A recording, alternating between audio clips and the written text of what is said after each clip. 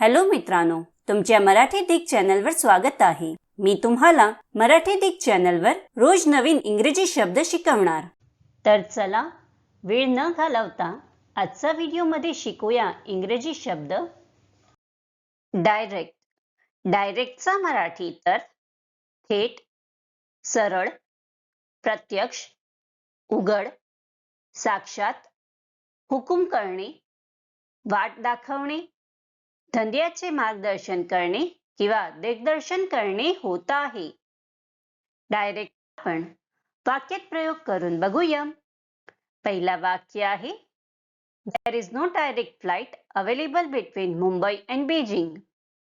दुसरा वाक्य आहे There is a direct link between diet and heart disease.